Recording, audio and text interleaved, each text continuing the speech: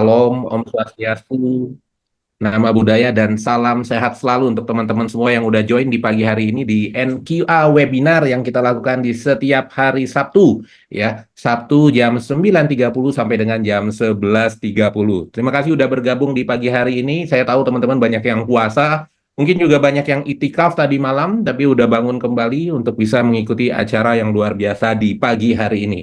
Sedikit ada aturan untuk webinar kita, kalau bisa tolong teman-teman menggunakan nama yang sesuai dengan namanya, ya, sehingga nanti kalau Pak Edi akan menyapa teman-teman tidak salah nama ya.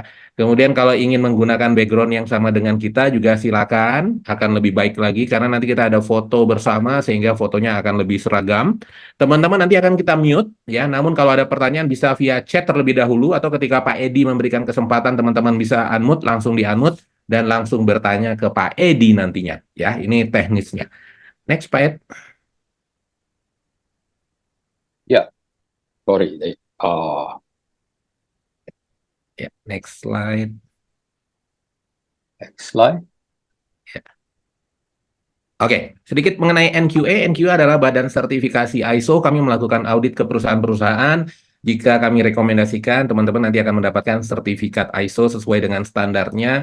Namun kami juga punya divisi assessment. Divisi assessment ini sama seperti sertifikasi, tapi outputnya bukan sertifikat ISO, namun lebih ke internal report ya, yang lagi happening sekarang lebih banyak ke cyber security assessment seperti pen testing, kemudian VA, vulnerability assessment, diagnostic assessment, dan ada beberapa product assessment lainnya. Kami juga punya divisi pelatihan atau divisi training. Nah, salah satu produknya adalah webinar kita di pagi hari ini adalah produk dari divisi pelatihan atau divisi training.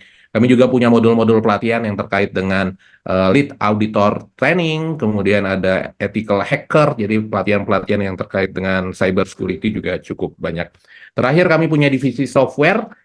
Kami jualan software yang kami jual ini adalah software-software yang terkait dengan improvement ya. Jadi productivity atau improvement, kami berharap klien-klien kami bisa selalu berubah ke arah yang lebih baik. Oleh sebab itu, setelah selesai di audit, kami coba bantu mereka juga untuk meningkatkan kinerja mereka dengan ada beberapa software yang kami tawarkan. Oke, next Pak Edi.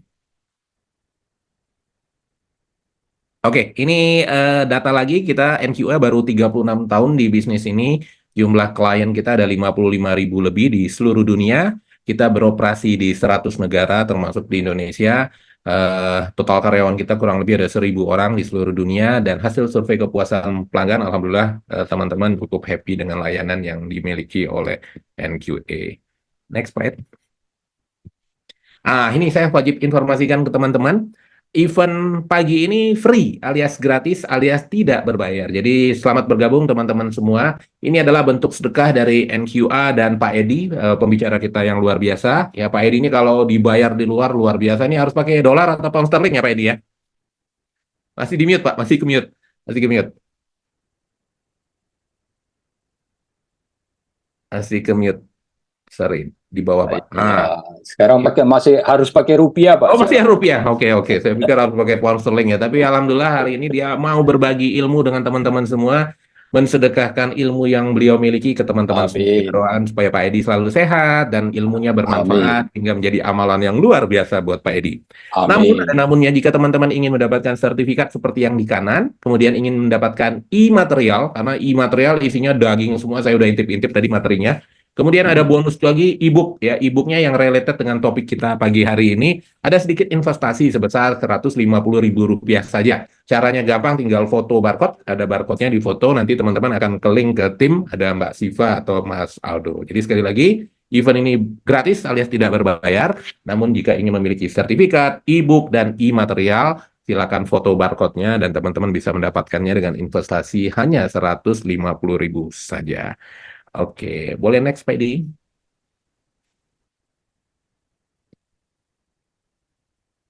Oke, nah ini e-booknya ya, judulnya adalah Accelerating Change Management, sebuah e-book yang bisa dibaca-baca sambil menunggu buka puasa atau beduk ya.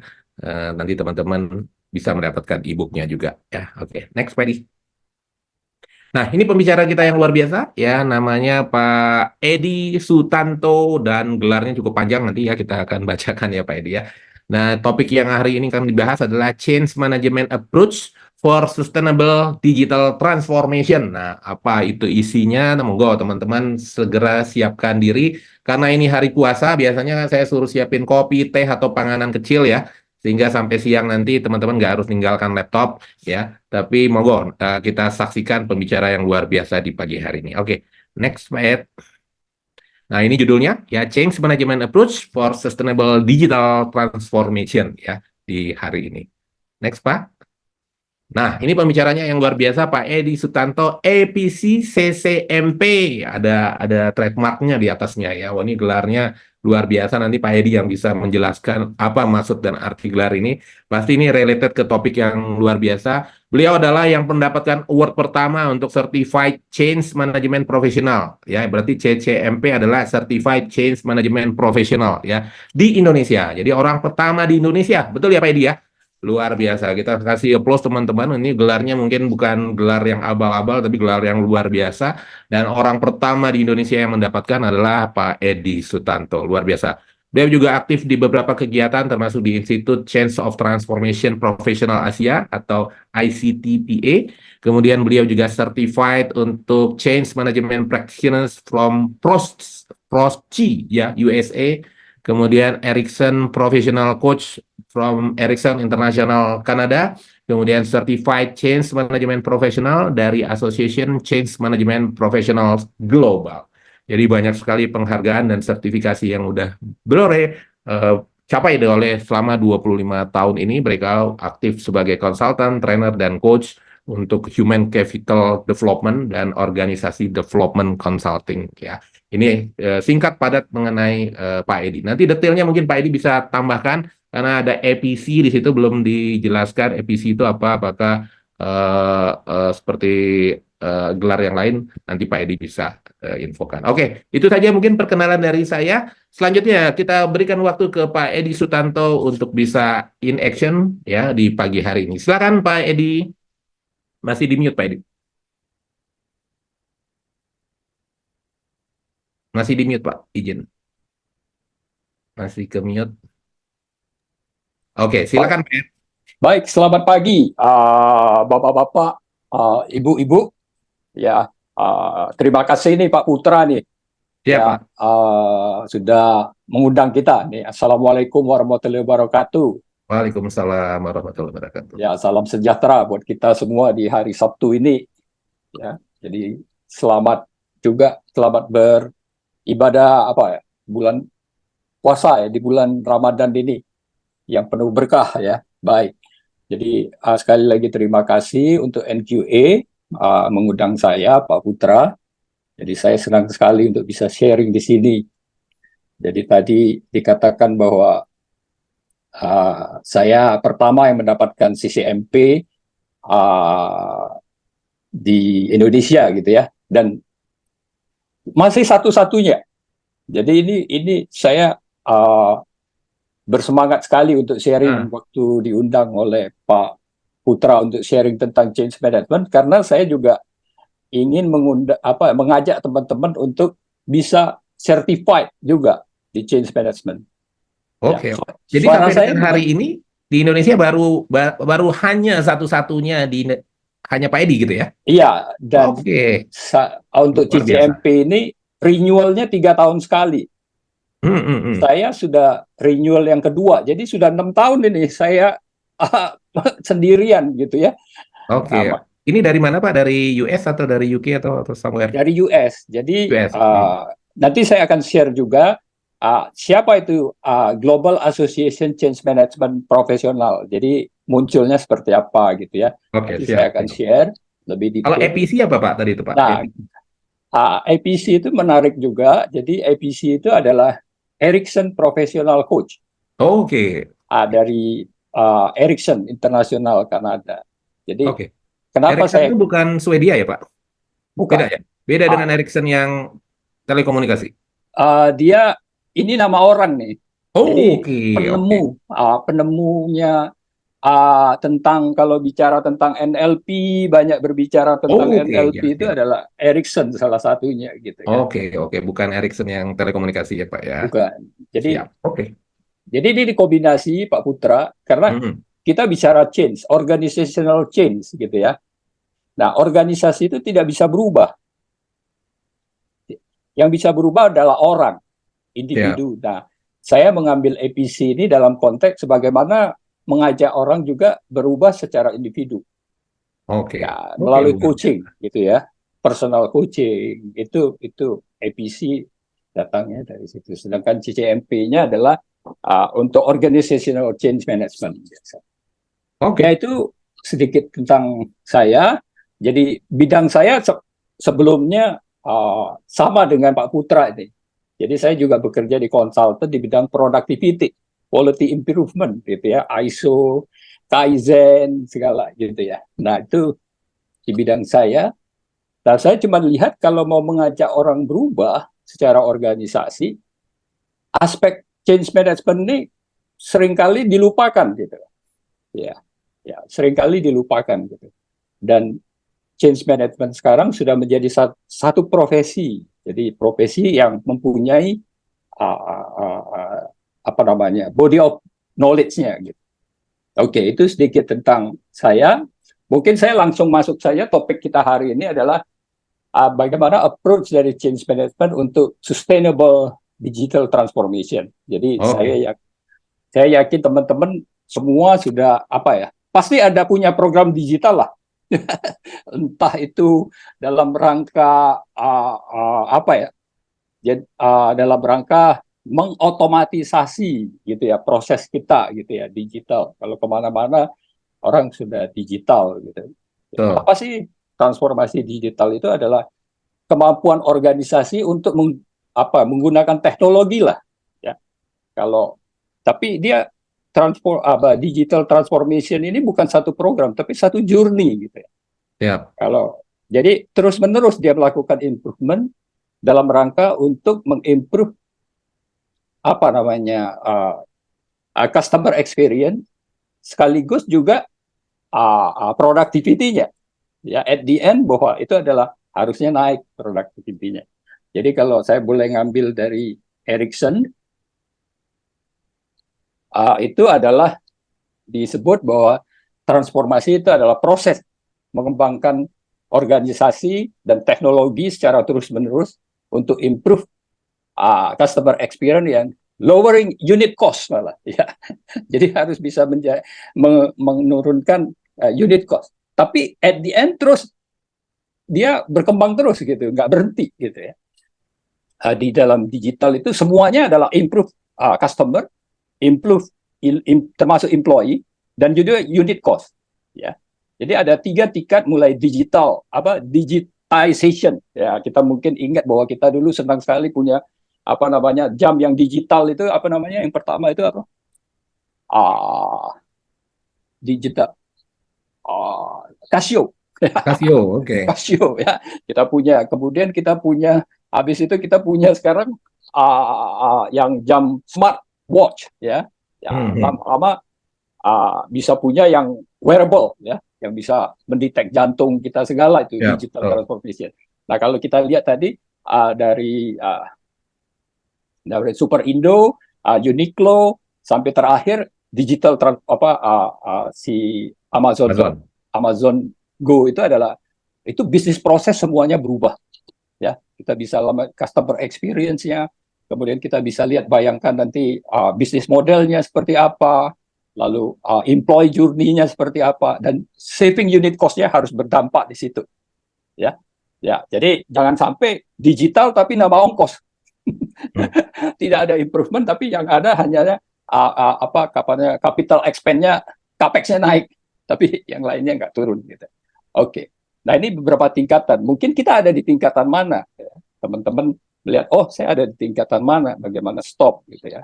Mungkin ada sedang terapin ERP, mungkin sekarang ada juga yang ERP-nya udah beres, mereka mulai masuk ke supply chain, ya sudah ke vendornya segala, mungkin juga ke distributor gitu ya.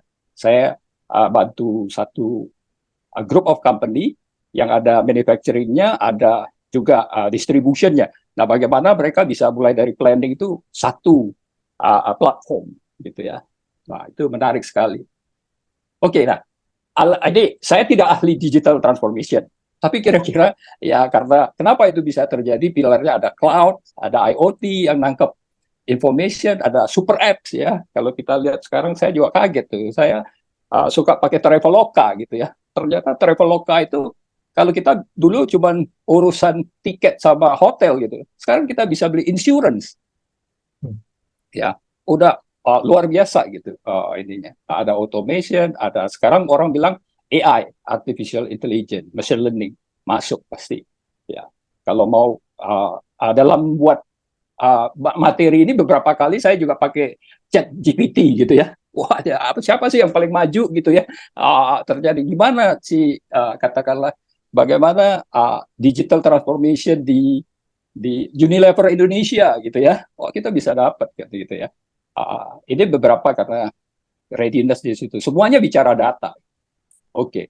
Nah, ini McKinsey tahun 2020 ini pas pandemi nih ya. Dia bilang 89 dari berapa, saya lupa populasinya berapa respondennya, tapi 80, hampir 90% itu semua sedang melakukan digital transformation. Ya, mungkin kita bisa lihat juga teman-teman di sini ada apakah melakukan digital transformation juga ya. Coba nanti mungkin tulis di chat ya, ya, ya gitu ya. Nanti kita lihat berapa banyak gitu ya. Mungkin bisa tulis di chat gitu, berapa banyak kita yang melakukan digital transformation. Nah, dia lihat bahwa survei itu menunjukkan bahwa uh, di antara itu hanya 30% ya, 31% yang achieve revenue. Jadi revenue-nya tercapai, expected revenue-nya gitu loh. Dan hanya 25% yang bisa achieve cost-nya, cost saving-nya. Jadi bikin digital transformation itu pasti ujung-ujungnya bisnisnya apa? Revenue-nya gimana? Bagaimana mengincrease revenue dan menurunkan cost gitu kan? Nah, ini hasil survei dari McKinsey. McKinsey. Pak Edi Ya, itu banyak yang jawab iya Pak. Ada Pak Patrisius, ada Pak Agus, Pak Ivan. Mereka oh udah iya ya, bagian dari proses banyak ya. digital Kita lihat. transformasi juga Pak. Oh, ya, Nanti kita bisa tanya-tanya ya Pak. iya kita bisa tanya-tanya ini. Terima kasih teman-teman yang menjawab nih. Oke. Nah, jadi digital transformation itu kalau istilahnya di banyak pengalaman orang menerapkan, it's not about teknologi, gitu. Itu beyond people apa, beyond teknologi gitu. Ya kesalahan sering terjadi kita berkotak-atik di teknologinya, gitu, kecanggihan teknologinya, gitu. Tapi kita lupa bahwa uh, uh, bagaimana membuat people move and use it. Ya. Banyak yang diinstal tapi nggak dipakai gitu. Ya, diinstal tapi nggak dipakai. Nah ini is a waste gitu lah. Ya, is a waste. Jadi urusannya dalam bagaimana dia membuat sustain dan bisa kita achieve digital transformation kita, achieve the goal-nya itu adalah bagaimana kita mengajak orang berubah, ya move, ya dari current situation transition ke future-nya akan seperti apa gitu. Future-nya akan seperti apa. Nah, ternyata kalau di dalam digital transformation ini challenge-nya adalah bagaimana membuat customer orang-orang itu customer centric.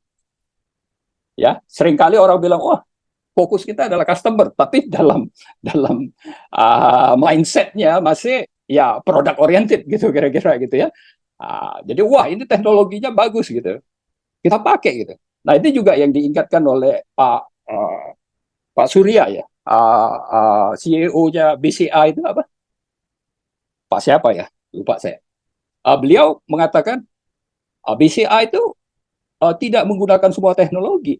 Ya, dia bilang masih nasabah dia itu masih ada yang juga gaptek.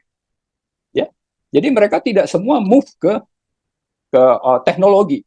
Nanti nasabah-nasabah dia yang katakanlah apa ya, kolonial ya, tapi duitnya banyak gitu ya. Itu bisa lari semua kalau mereka move langsung ke teknologi. Jadi ke customer centric itu menjadi penting. Jadi Yang biasanya supaya Pak Yahya tuh Pak, kata Pak Pak Kemal. ya, sorry ya Pak ya. Itu mungkin Pak Edi masih ingat Pak Kemal Arnas Pak itu, teman Bapak Oh, tuh yang jual. oh ya juga jadi customer centric ya. Nah, lalu juga nimble dan fast innovation gitu ya. Jadi bagaimana cepat belajarnya itu cepat gitu. Jadi learning curiosity itu menjadi cepat. Jadi kalau kita lihat perusahaan sebesar seperti Microsoft gitu, ya itu pun sempat kena masalah berkurangnya innovation gitu, karena mereka berpikirnya di PC gitu ya. Bagaimana apa namanya operationnya itu masuk ya, Windows-nya ada di setiap ini. Tapi orang sekarang udah move ke apa ke smartphone ya. Nah dia kalau nggak dia move ke cloud segala gitu. Makanya sejak CEO-nya yang baru itu Nadella itu dia berubah culture-nya. Jadi bagaimana yang tadinya know it all, tahu semuanya, merasa tahu semuanya, sekarang merasa tidak tahu semuanya, harus belajar gitu. Nah, bagaimana menimbulkan culture itu? Nah, collaboration juga begitu, ya. Masih banyak kita yang berpikir bahwa wah, ini KPI saya nih. Masih berpikir silo-silo gitu ya. Nah, bagaimana mengatakan ini adalah kita harus kolaborasi gitu, cross the function gitu ya. Nah, itu yang dituntut di dalam digital gitu. Kalau masih menjaga ini bukan KPI saya, nggak ada urusan gitu, ya susah digital transformation-nya terjadi. Lalu risk taking, ya belajar, istilahnya fail fast, learn fast.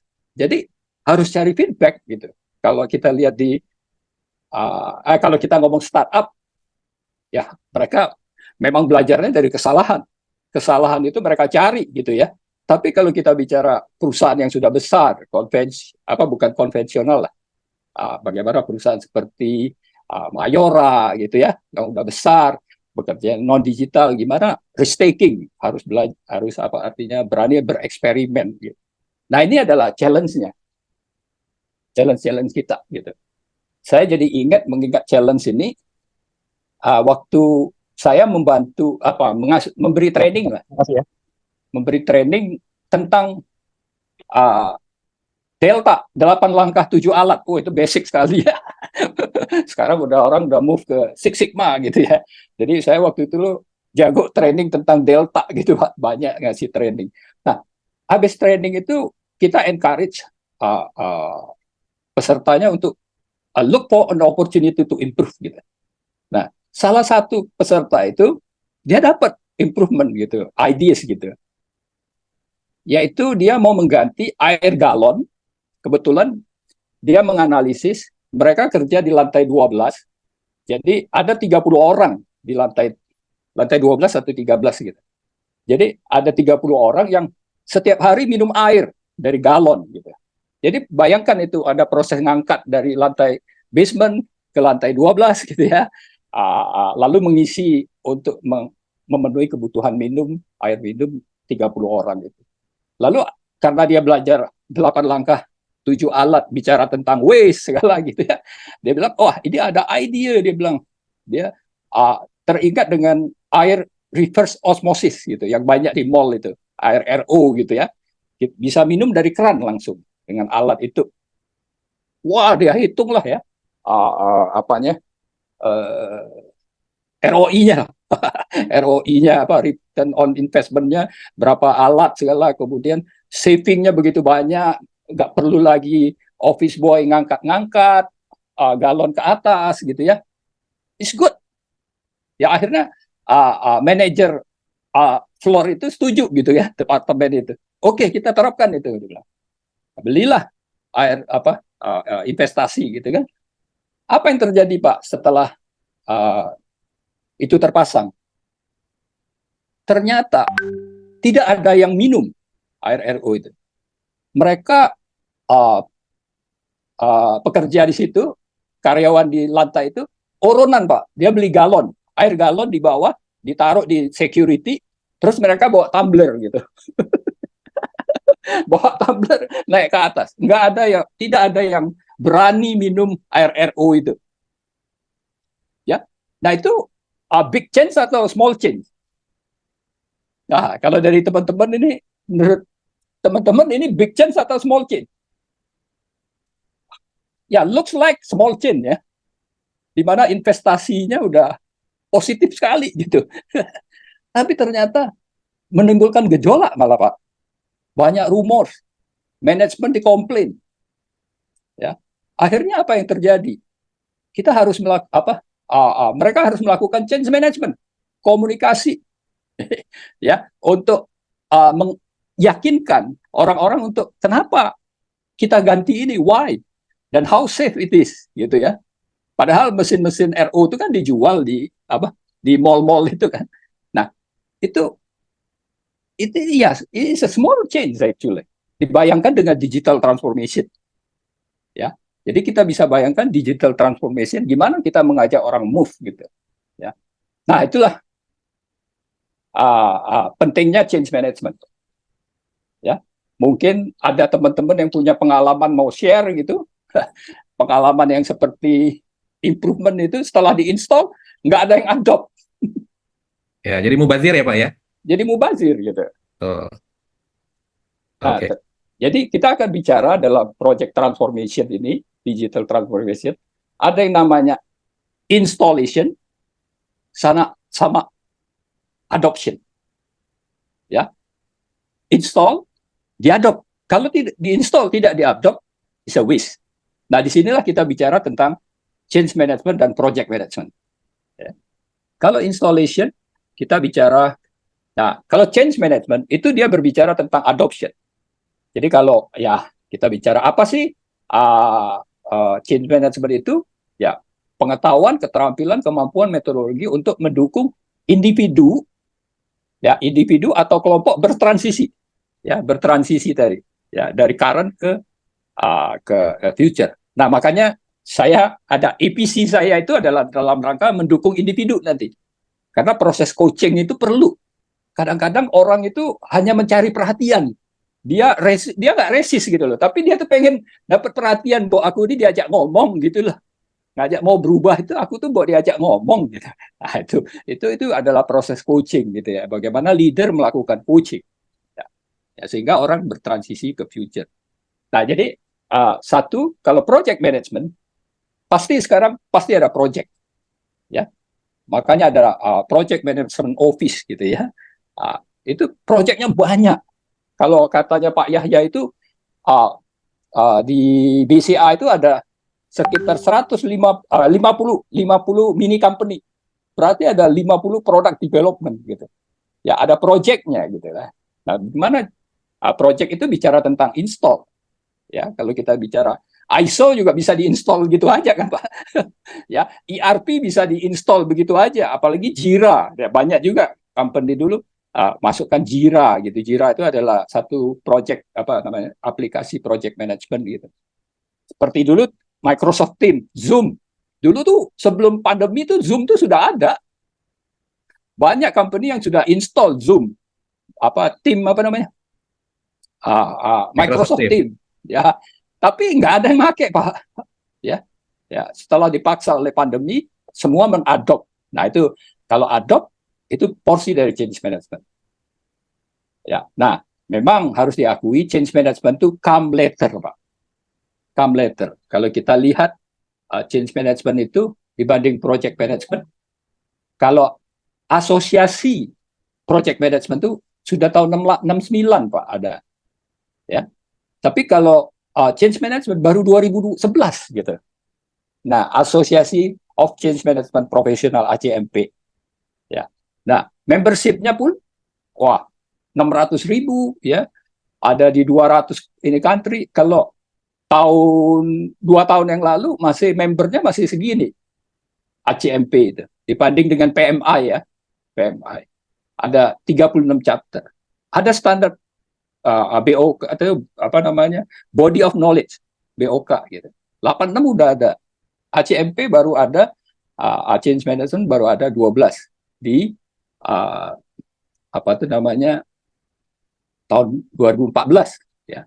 Nah, sertifikasi profesional di PMP ya, PMP itu tahun 1986 sudah ada. Tahun 2023 yang holding, yang memegang PMP itu lebih dari 1 juta itu ya, sertanya. Kalau CCMP yang dari asosiasi itu baru 1.000 Pak, 1.000 lebih gitu. Ya, saya waktu itu 6 tahun yang lalu saya termasuk yang 500 pertama. Sekarang udah 1.000 lebih. Nah, makanya saya kalau diajak minta sharing tentang change management, saya semangat karena uh, uh, uh, perlu sosialisasi gitu, ya perlu sosialisasi. Nah, saya lanjutkan. Uh, nah, change management dan project management itu harus jalan bersama-sama. Jadi PM project management itu bicara technical, bicara WBS, bicara budget, bicara technical side-nya. Jadi design, develop, deliver gitu ya. Itu PM itu bicara desainnya gimana gitu ya. Lalu developnya gimana, desain dokumennya gimana gitu ya, desain prosesnya kayak apa, bagaimana kita bikin aplikasinya gitu ya, delivernya gimana gitu. Nah, sedangkan CM itu bicara engage, adopt and use. Nah itu ya, jadi bicaranya engage, adopt and use. Jadi disitulah apa namanya, ini saling melengkapi sehingga terjadi sukses gitu. Nah, karena sekarang itu perubahannya sangat cepat, di sini transition future, transition future, transition future. Itu maksudnya apa? Iteratif. Jadi kita nggak bisa bicara apa ya, besar gitu ya. Harus diperkecil karena kita udah masuk cara kerja agile gitu ya. Nah, jadi itu pun berkaitan apa, memperkecil proses perubahan yang kecil-kecil gitu. Tapi terus gitu ya. Seperti kalau ceritanya Pak Yonan, dia mulai merubah KAI itu dari apa? Dari toilet, Pak. Kebersihan toilet gitu ya. Dari situ baru improve gitu ya. Jadi hal-hal yang seperti itu terjadi. Gitu. Oke. Ini jadi dua-duanya penting gitu ya. Cuman seringkali uh, uh, dua-dua itu nggak jalan seperti ideal gitu ya. Nah, sekarang saya masuk ke change management model. Ya, change management model itu ada berapa gitu. Jadi change management model itu ngikutin cycle people side of change. Jadi kalau ada satu perubahan, orang tidak langsung support. Itu udah naturally begitu, Pak. Naturally begitu. Jadi denial dulu dia. Ya. Ya misalnya ada ISO gitu ya, ISO berapapun gitu ya, model baru atau ada alat baru gitu ya, aplikasi baru. Biasanya denial gitu. Ya. Begitu dipaksa baru resist gitu. Ya misalnya ISO gitu ya, kita terus lakukan audit, akhirnya mulai muncul resist gitu. Nah lalu dari situ dia akan melihat, oh kayaknya enak juga ya, lama-lama dia support gitu. Ini adalah cycle yang biasa, naturally akan seperti itu. Even kita punya handphone baru, ya kalau ada punya handphone baru pasti ada sempat frustrasi dulu sebelum ternyata lebih enak gitu ya, atau ada laptop baru gitu ya. Nah, jadi mengapa kita penting melakukan change management? Jadi kalau ini naturally yang garis biru ini, jadi ini grafik yang berwarna biru ini menunjukkan kalau inisiatif itu tanpa ada manajemen, dia akan berubah seperti ini. Ya, akhirnya orang akan adopt gitu ya. Tapi kalau kita gunakan yang merah ini, kalau kita gunakan management of change management, dia akan lebih cepat orang adopt. Jadi ada accelerating change di sini. Ya. Jadi kita ada percepatan. ROI-nya menjadi lebih cepat kembali juga gitu ya, return on investment-nya. Nah ini kalau kita lihat tanpa change management dia lama gitu. Kadang-kadang bisa bablas di sini ya. Nggak pernah ada satu company udah 8 tahun nerapin ERP gitu. Itu ya nggak jalan-jalan juga gitu. Ya, tapi ada juga dalam 6 bulan bisa gitu. Nah, bayangkan gitu ya, investmentnya berapa banyak yang jadi waste gitu ya. Oke. Nah, ini baru saya bicara tentang model. Jadi karena cycle perubahan orang terhadap perubahan seperti itu, ada denial, ada resist, ada settlement dan support. Kita lihat bahwa model change management itu seperti apa. Ada Kurt Lewin. Ya, ini school of thought, kayak school of thought gitu ya. Ada Jadi Kurt Lewin ini meletakkan satu yang menurut saya basic, kita perlu pahami, yaitu kalau kita mau merubah sesuatu, dia bilang unfreezing dulu, baru changing, baru freezing. Nah, ini maksudnya apa? Ini seperti peristiwa fisika. Kalau peristiwa fisika, misalnya kita lihat orang membuat golok gitu ya, apa namanya, golok gitu ya. Dulu tukang tempa gitu ya. Dia biasanya besi itu dia panasin dulu supaya memuai dia. Ya, besinya memuai, lalu baru dia tempa. Dia changing, lalu kemudian dia masukkan ke air lagi, freezing. Nah, ini adalah bicara tentang bagaimana perubahan organisasi itu terjadi. Jadi kita harus unfreeze dulu, make people ready, baru changing, baru freezing. Nah, ini tahun 60-an ini teori ini. Kemudian Kotter yang pertama ini, John Kotter, membuat, dia mempelajari transformasi, dia menemukan 8 langkah change management. Nah, ini John Kotter, profesor. Dia bilang create dulu sense of urgency. Jadi kalau orang nggak ada urgensi, diajak berubah itu susah. Gitu. Baru bicara build coalition, create vision. Gitu. Baru changing communication, empower, create quick win, build change, make it stick. Nah, ini biasanya jadikan prosedur gitu ya. Nah, ini teori klasiknya, ya school of thought. Kemudian ada Atkar dari Process. Ya. Nah, ini dia bicara awareness. Jadi orang dibuat aware dulu, dibuat unfreeze dulu aware, dibuat desire pengen. Jadi aware why we need to change. Nah, ya sama, ada urgensi gitu. Kalau kita nggak ada urgensi, kita nggak akan bergerak gitu. Lalu ada keinginan, kemudian baru provide knowledge, ability, dan reinforce. Gitu. Nah saya, ini pengakuan dosa ini.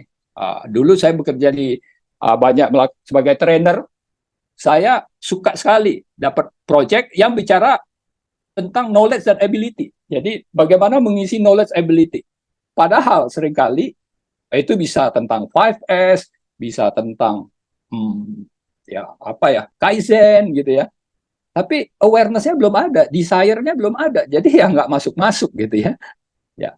Nah, ini dari proses nih. Ya. Lalu ada ACMP. Jadi ACMP membuat body of knowledge standar. Dia juga bicara tentang sebelum dimulai evaluasi dulu change impact-nya seperti apa. Organization readiness-nya gimana. Nah, baru bicara tentang strategi. Baru bicara plan. Karena kalau kita nggak tahu impact-nya, nggak tahu readiness, kita bikin strateginya bisa salah. Kemudian ya eksekusi, lalu closing. Ini ada lebih banyak dari sekedar 4 ini. Ya, tapi saya kebetulan School of Thought-nya dari Process dan ACMP. Gitu. Saya mengkombinasi 2 hal ini. Nah, jadi saya ngambil akar ini juga gitu ya untuk mendalam ini. Jadi aware need for change. Jadi gimana? Sehingga dia understanding why-nya dulu gitu. Terutama untuk young generation ya. Mereka ingin tahu why kok. Why? Why now?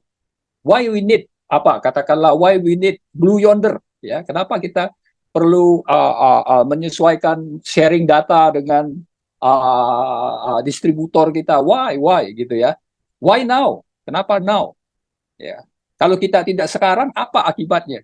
What if we don't? Nah, ini awareness ini perlu gitu. Ya, kita katakanlah bilang ISO gitu kan. Kenapa ISO gitu?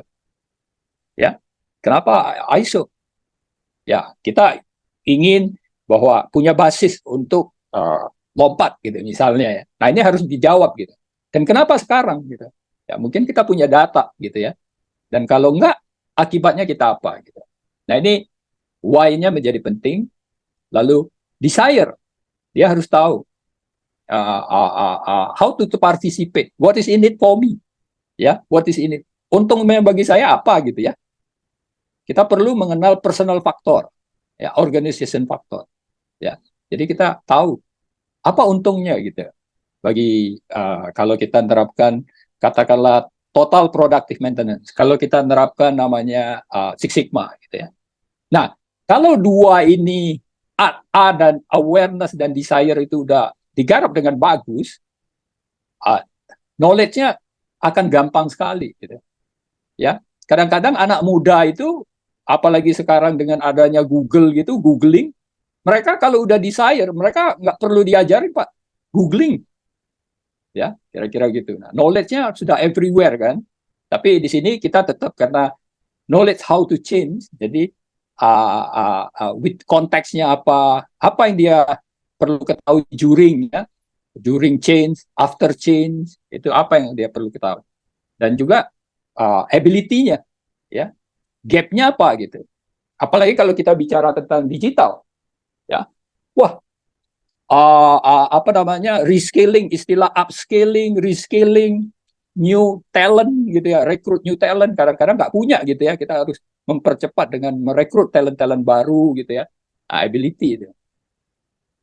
Nah lalu reinforce gitu ya, supaya measurement-nya gimana ya, berapa banyak yang pakai, berapa banyak improve kredit kita gitu ya, kalau di bank.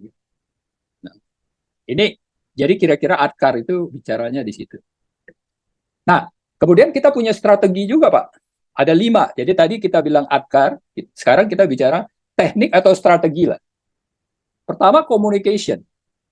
Ya, communication bisa untuk why-nya, how-nya, kita communication gitu.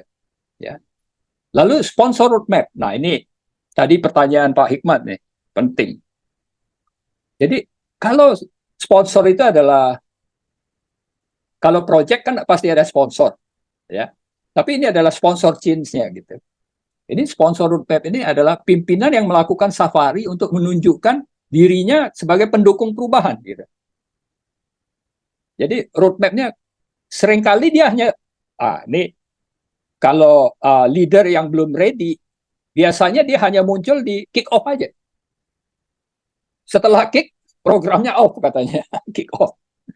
Kita nggak orang-orang tidak pernah lihat lagi sponsornya di mana pada saat kesulitan, misalnya kalau kita bicara tentang ERP gitu, waktu sulit, waktu sudah mau apa ya, mau analisis apa to be-nya ya, dia nggak tahu gitu. Sponsornya nggak muncul lagi, muncul hanya pada saat kick off gitu. Nah ini perlu sponsor roadmap. Ya. Jadi kapan leader itu muncul? Nah, karena leader itu, tidak semua leader itu adalah naturally change leader, dia biasanya kita bisa bikinkan schedule-nya gitu.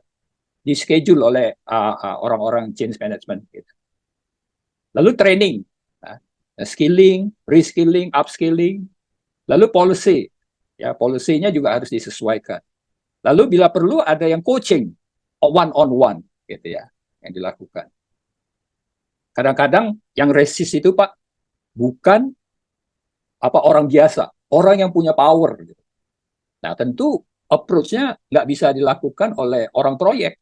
Ini harus sponsor, ya sponsor harus muncul gitu, gitu kira-kira Pak. Ya. Nah ini 5 ini Bapak bisa mainkan, ya Bapak Ibu bisa mainkan. Jadi ada communication, sponsor, map, training, resistance management, kemudian coaching. Nah ini satu sekuensial yang penting gitu ya. Biasanya kalau project digital itu ada kick-off, ya, kemudian ada desain kemudian ada go live gitu ya, ada outcome. Nah, ADKAR itu disebar, Pak. Jadi mulai dari awal waktu kick-off ada awareness. Ya, bahkan sebelum kick-off ada awareness bisa gitu ya. Kemudian ada desire, ya, baru dikasih knowledge, ability dia go live gitu, reinforce. Nah, seringkali ini, unfortunately reality-nya itu seringkali gini Pak, waktu kick off, change management-nya diam aja gitu. Jadi numpuknya pada saat di sini aja. Pada saat gue mau go live baru gedabak gedebuk, dan itu pun banyaknya tentang knowledge gitu, tentang K-nya, bukan awareness atau apanya, ya. Nah, sehingga hasilnya tidak seperti yang diharapkan gitu. Jadi ini adalah dua reality yang reality yang sering terjadi. Karena apa? Karena change management sendiri itu seringkali overlook gitu ya. Kalau nggak salah tadi ada Pak Hanif ya dari Pertamina ya. Wah, kalau ini Pertamina cukup advance ini. Ya, di situ ada change manajemennya gitu ya. Terima kasih nih Pak Hanif. Ya, mungkin bisa komentar nanti. Oke. Nah, bagaimana kita merancang ini sebagai seorang yang punya knowledge tentang change management. Nah, ini bisa melakukan. Ini ada satu case. Ya, waktu awareness dia melakukan apa? Communication, message, ya, ada newsletter. Kemudian action dia apa? Announce di regional meeting, ada workshop untuk individual company, ada championnya siapa gitu ya, siapa gitu championnya. Ada satu company gitu ya, kebetulan itu group of company, mereka menerapkan Tableau ya, business intelligence. Sorry, saya nyebut Tableau gitu ya. Saya tidak dapat apa-apa dari Tableau, tapi itu adalah salah satu aplikasi business intelligence dashboard ya. Kalau sekarang orang presentasi dulu biasanya pakai Excel gitu ya, sekarang ada dashboard. Nah, salah satunya adalah Tableau gitu. Nah, dia menerapkan itu udah 3 tahun gitu ya. Tapi di grup itu tidak pernah ditentukan siapa championnya dalam program ini. Ya, untuk menjadi champion dari program ini di dalam grup gitu. Akhirnya nggak ada yang jalan gitu. Nah, lalu desire bicara tentang resistensi sama sponsorship. Dia ada targeted workshop gitu. Ya. Jadi ada workshop top untuk manager dan digital champion. Ya, yang with interesting use casesnya gitu. Senior management promotion for top down. Jadi senior manajemennya juga dapat workshop gitu. Ya, dia juga promotion gitu. Ya, melakukan ada semacam roadmap-nya gitu. Nah, waktu knowledge ya training, coach, manual, ya ini biasa ya, training session tools, teknologi, best practices, sharing, segala. Nah, ability adalah practice, time, learning, background. Ada online community dia lakukan itu ya, ada success story ya. Jadi ada success story di share gitu, ada isu apa. Waktu reinforce ada bicara tentang measurement, incentive, ya bikin kompetisi ya. Kompetisi untuk interesting use cases ya. Di company tadi yang saya sebut pakai business intelligence tadi, mereka bikin itu semacam lomba dashboard.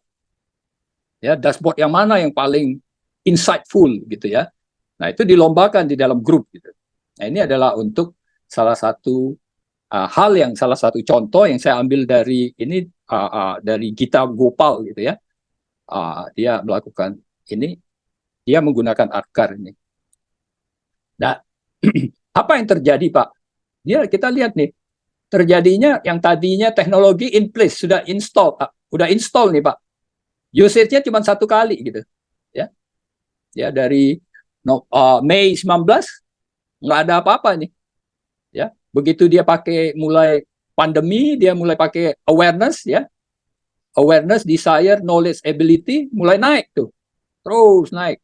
Ya, di sini ada kick off, ada digital transformation champion ya, ada virtual training support ya, naik, constant engagement, closure ya. 6 months later still growing terus. Ini usage-nya banyak gitu. Ya, ini adalah bagaimana Atkar itu digunakan di dalam project. Terakhir nih, ini mengenai kita udah bicara tentang tadi contohnya bagaimana Atkar itu secara strategi manajemen berjalan. Nah, sekarang secara umum nih, jadi untuk sukses dalam digital change success, apalagi digital transformation, pertama adalah active and visible executive sponsor. Jadi kalau digital transformation, salah satunya adalah leadership itu penting sekali.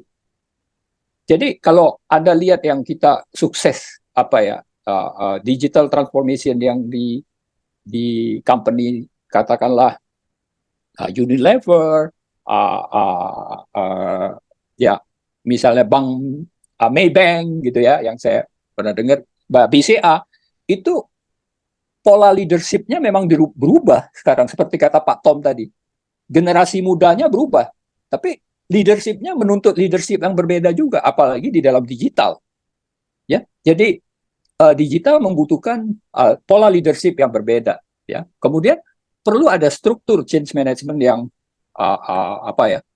dibutuhkan. Ya, jadi strukturnya uh, uh, harus antara project management itu dikapalkan dengan change management.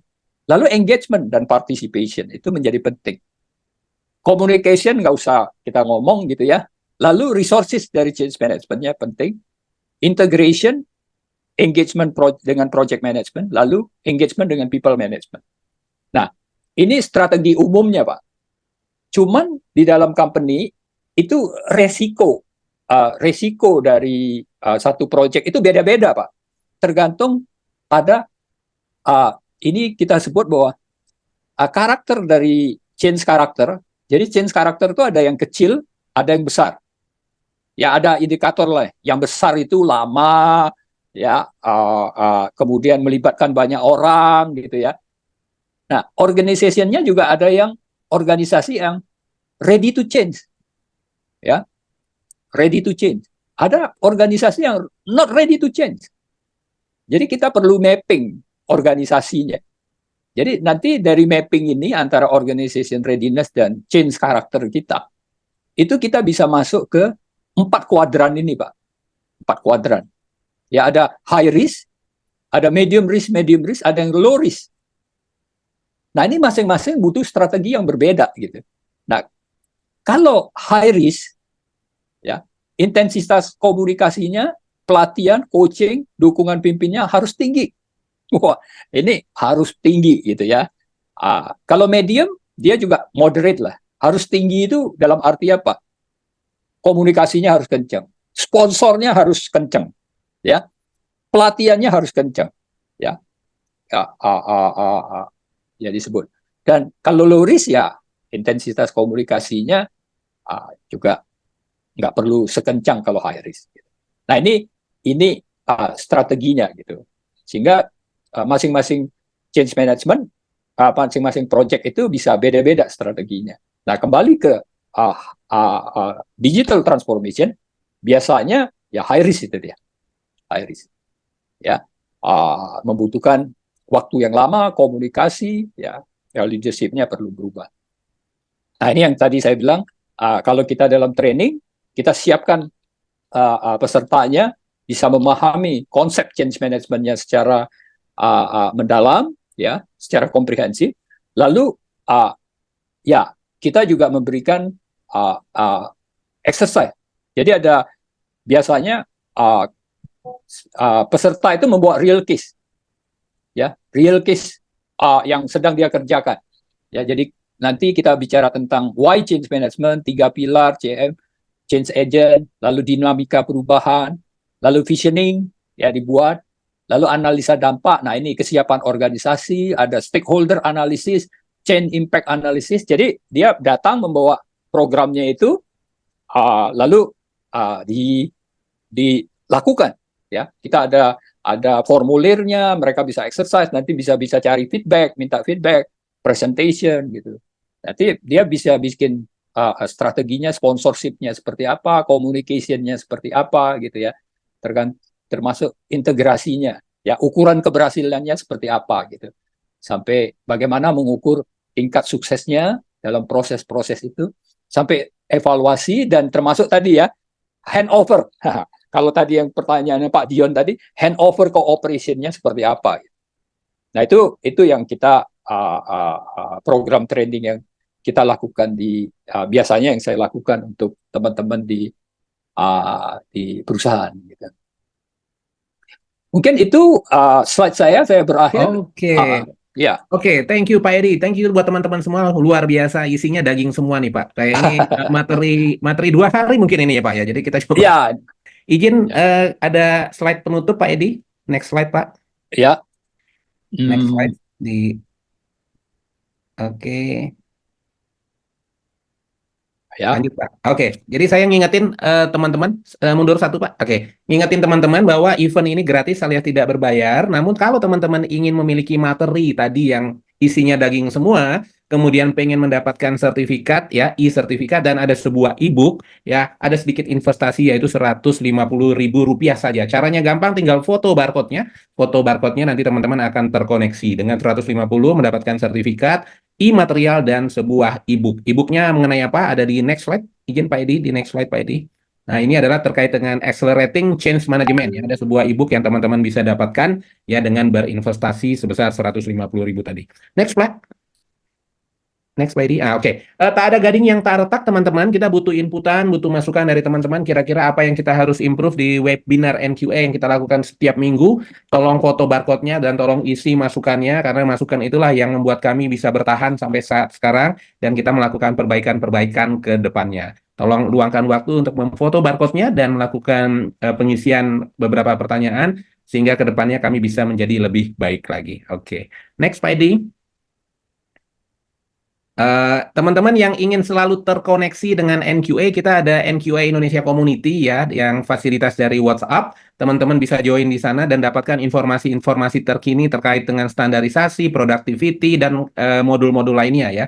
Yang belum bergabung, caranya gampang, tinggal foto barcode-nya, nanti teman-teman akan join di NQA Indonesia Community dan dapatkan update terbaru terkait informasi-informasi terkait standarisasi, productivity, dan sejenisnya. Ya. Next, Pak Edi. Terima kasih banyak teman-teman atas kehadirannya. Berakhir sudah acara kita. Sampai ketemu di 2 minggu yang akan datang. Saya tutup Terima dengan kasih, ucapan Pak. Assalamualaikum warahmatullahi Terima wabarakatuh. kasih Pak. Terima kasih. Terima kasih Assalamualaikum. semua. Baik.